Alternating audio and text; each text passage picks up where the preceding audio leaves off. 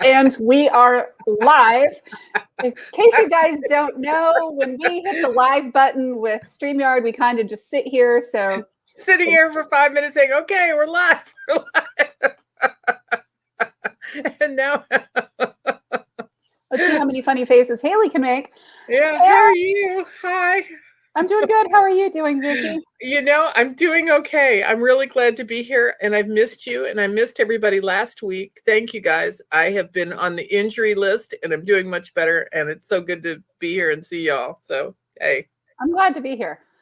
Yeah. So, yeah, I'm Haley Gray. I'm the group owner of the Women's Entrepreneur Network and the owner of Fiercely Marketing. Victoria Bentley is an amazing friend of mine and my co-host tonight.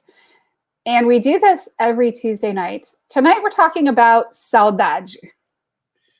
Don't you and the word, my husband will look at it and go, that is not what that word looks like it is written like. No, so, it doesn't. No. It is Saudade. Saudade. Saudade. I said it in Portuguese. And sorry, guys, I speak Portuguese with a really strong karaoke accent. I'll apologize now for my accent. Because I know my accent in English is not nearly as strong, but I assure you that my accent in Portuguese is horrific. And my Portuguese is limited to Jobim love songs. I mean, that's what I know. There you go, right? So anyway, so we start talking about saudade. And saudade is an interesting concept, and it's a word that doesn't really exist in the English language. No. But this is the word of the year. I'm telling you. Right, it is, right? And saudade is this concept of longing, of being bereft, of that memory, of that warmth, of that feeling, that nostalgia of what was. And you talk about eu tenho saudade. And as we were saying when we were typing back and forth, and hey, Meg, good to see you. Hi, Meg. We said, eu tenho saudade da minha vida antes do COVID. I have saudade of my life, of what it was like before COVID. You know, the being able to go out with friends, the being able to just be or go meet somebody for a coffee. Life as we knew it. Life as we knew it has fundamentally shifted. And might not ever be the same again. Mm-mm. And, you know. And it's celebrated in Brazil on January 30th. That is the official day of Saudade. So we're close here. But I have it in my calendar every year. And I that is my little bit of remembering of that longing that you know, and it can be something as that feeling you had for your first boyfriend in high school. Something that's long ago that you will never get back, but had such great import. And I think 2020 is the year of Saudade. And as we watched it unravel, as we watched what we had go away and shift and move away as if it never was in some ways. You know, and to me, it's, you know, it's interesting how life and business is fundamentally changing. And Meg says, I do miss life as we knew it, lunch with friends and just being with people. Yeah, you know, being able to go out to lunch with a friend. The other thing too is, you know, it has fundamentally shifted how we do business. You know? Yeah, and think of, you know, the hundreds of thousands of business that aren't anymore because of politicians who just decided in certain places, nope. Can't go to church. You can go to Costco or, you know, strange things. Things that are incongruous that you can't even say why. Right. But you have to live with. Here's a dopey example. And I travel a lot. And I was on an airplane yesterday. And there is a federal law about wearing a mask on an airplane now. And certainly that makes sense. I mean, I get a federal mandate. Yeah. But you can take it off if you're eating or drinking. So I'm sitting, 3 inches from somebody, right? And I'm having a Coke and eating the Pringles or whatever, whatever I had in my bag. I don't know what I had in my point is I had my mask off for 2 hours and 15 minutes because I'm sipping a couple of Cokes and snacking on whatever. And that's perfectly okay. But you got to wear the mask. And so which is it? And it just shows you that it's incongruous. It's not consistent. It applies to some, but not others. And you're sitting on an airplane with these people and they know that they're sort of afraid, but they're making a choice to be on an airplane anyway. And it's fascinating. It's just like, well, we're making a lot of interesting choices and trade-offs. I mean, I think is the best way to say it. I would say the thing that I feel the most for right now are children who have basically lost a year of school. Yeah, and especially poor children. Poor children who do not have perhaps educated parents who can help them with their homework, or poor children who don't get a lunch unless they go to school, or a breakfast unless they go to school. Yeah, they don't get a hug unless they go to school. Here, the meals at least are mostly taken care of. They've done a very good job with free lunches and reduced lunches and stuff. So there are things that they're delivering meals. There's like drive-throughs to pick up meals. There's a lot of opportunities for meals here in North Carolina, at least. And a lot of the churches have stepped up and the schools have stepped up, and the schools provided lunches over the summers. And so there's been a lot of like effort there from a food perspective. But, if you've got to go work, you've got to go work. So you're not going to be able to supervise your first or your second grader while they're doing their schoolwork. And maybe burning the house down because they don't know how to operate a gas stove or what, or let some stranger in or whatever. It's terrifying to me. I would say, honestly, it is kind of terrifying as it is. Most latchkey kids, even 6 and 7 year olds, can, with a little bit of coaching from parents, they're okay. I mean, this has been a long thing in human history, but providing you have intelligent parents or caring parents. Well, most kids are afraid enough of their parents to not open the door to strangers and stuff, but it doesn't keep them off the internet. It doesn't keep them from playing video games all day long. Yeah, it doesn't keep them from playing video games all day long. It doesn't keep that stuff from happening, and it certainly doesn't ensure that kids are in school. And 40% of kids are failing right now. And yeah, Meg says the schools send home meals here for the days that kids aren't in school, but mine can manage when I'm not at home. Yeah. So, I mean, I would say from a meal perspective, yes, but from an education perspective, I think that there's been a massive, hole. And I personally feel for parents who are having to make these decisions. It's a really sucky decision. I mean, I'm blessed because I was able to make a decision that not a lot of parents can make.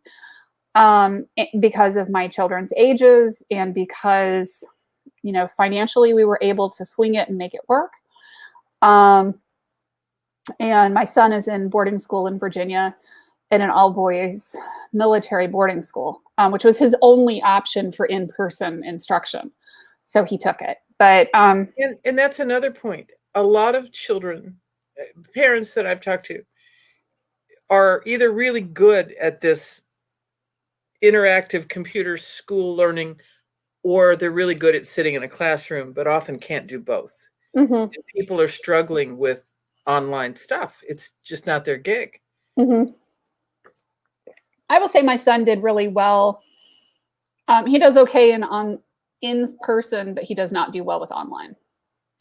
And kids need their friends. That's where so much of their identity is coming from. And they're, you bounce things off your friends. It's kind of weird. I will say yes, and most of them have access to digital devices and they're connecting to people online. Sure. But whatever happened to going outside and playing with your friends, or hanging out? Not as much of a thing as you would think anymore. What's happened to playing on a team sport and learning sportsmanship? And most of the kids are playing on team sports. They're still continuing to play team sports. Well, that's good. I mean, so there's a lot of things that are happening the in-classroom instruction is what's not happening right now. But I would say, like at my oldest son's school, the basketball team is all on remote learning, and the wrestling team and some of the other teams are on remote learning, so that they can play and quarantine the kids when they're not, practicing on the basketball team. So they're not bringing them physically into the school because they had a bunch of cases in December. From an illness that is 99.6 curable. From basketball games. I get it. I don't. I mean, I'm not going to sit here and argue the curability or whatever, but I'm just, that's the decision that the school has made. Not our government has made. Do what? The decision our government has made. Yep. But I look at it and I think, gosh, the nostalgia for my kids with being able to like be in real school, being hanging out, doing the kind of the normal things. And Charlene says we are all craving this. Yeah, absolutely. Yeah. But Charlene. And it's just one of those things where that saudade, that missing, what could have been. I mean, I feel bad for my daughter who's a sophomore in college who, got half of her freshman year in, and then they got sent home, halfway through the spring semester, and they were remote learning. And, now it's kind of this weird hybrid of some in person, some remote. Half the kids are in class at this time and then half here. And it's really quite the to-do. My friend's son at Princeton is in his dorm room 12 hours a day doing online classes. Mm-hmm. What the hell is that? Yeah. My niece got a 2% discount in the room and board rate. 2%? Really? And yeah. And well, I mean, my daughter just went back to Ohio because of, actually, we're kind of grateful to COVID because of all of my daughter's health tests and stuff. She's been having some health issues, and she was here for the first month of the semester. And one of the things that absolutely like strikes me as interesting is how college education seems to have shifted from when I remember being an undergrad. And even when I was a grad student, because you go to class and then there's all of these study sessions that you're basically obligated to attend with a TA that are, in-person study sessions, or, now they're virtual study sessions. I'm glad they're all virtual, so you're not trekking across campus. But I'm like, holy cow, 12 hours a day on a screen on Zoom. Is everybody going to be blind at 50? Makes you wonder. That's what blue light filters are for. But, I can't tell you how many family dinners we had for that month that she was here where we were listening to whatever physics, or she's in whatchamacallit, chemistry this time. AP chemistry? Not AP chemistry. Qual-Quan? No, the nasty chemistry, the organic. Organic. When I say the nasty one, everybody knows what I'm referring to. Yeah, she's taking Orgo right now. I tutored it. It's nasty. It is nasty. I'll send her your way. Oh, jeez. Yeah, I was in a nursing program, and we had to do organic. And I already had an undergraduate degree when I went back and got a nursing degree. And my classmates had not done organic, and I'd done Qual-Quan, which was a 9-credit-hour class. Whoa. And then there was the 3-hour lab part of it. So it was essentially 12. And I thought, I don't want to do this again, but I can do it. And we got through. So on we go. Yeah. So we've been getting to learn, wave motion for physics and organic chemistry so far this semester, like all the workshops and everything else. But the being able to like actually sit down with friends in person and like work through the stuff is study groups. Those were the friends in law school. Those were the people that I made the lifelong friendships with. We'd sit around, we'd study, we'd go out for dinner, we'd have a drink, we'd come back, we'd study, and it's midnight, we're still studying, and those were the friends. Mm-hmm. Yeah. Great. I can't imagine doing law school on Zoom. I can't. It is what it is. It is what we're doing right now. It's one of those things. We're craving for it. Like Charlene said, we're longing for what was. And let's hope that it will be again. Let's hope that it'll be good and there won't be any more gain of function bullshit and there won't be any more deadly viruses and weapons and, I just enough already. Totally. There's an interesting book that I read by Stephen Hatfill called 3 Seconds Until Midnight, or 3 Seconds Till Midnight. I think it's what it's called. Stephen Hatfill was an NIH, what's the USAMRIID, that those super viral places that they study. He was the guy that they suspected was putting the anthrax in the mail, and it wasn't him, it was a colleague, and they discovered that he had no access to that particular strain, and he was hounded for 2 years. Interestingly, by Comey and oh gosh, I can't think of the other man who did the investigation on Trump. Anyway, and they figured out it was the other guy. But oh my gosh, and he's written a book on viruses are the final frontier here. This is what's going to get us. And viruses are ugly stuff. Oh yeah, this is the future. So anyway, yeah.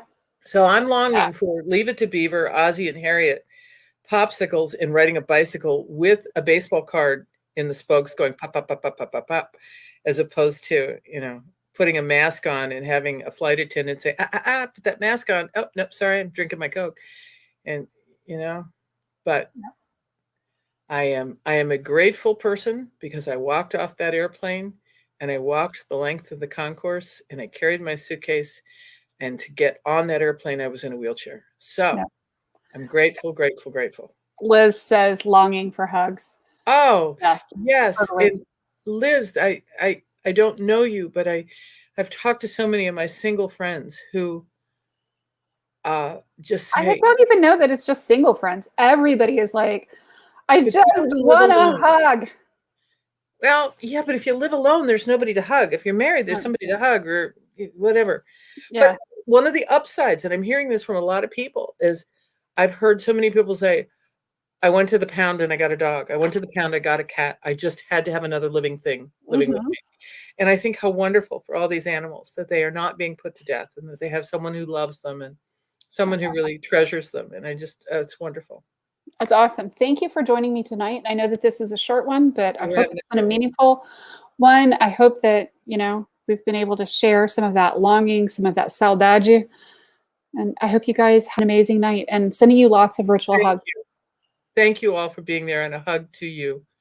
And my hubby and I have a new ritual of hugs every morning to start our day. I love that. That is so sweet. Gratitude.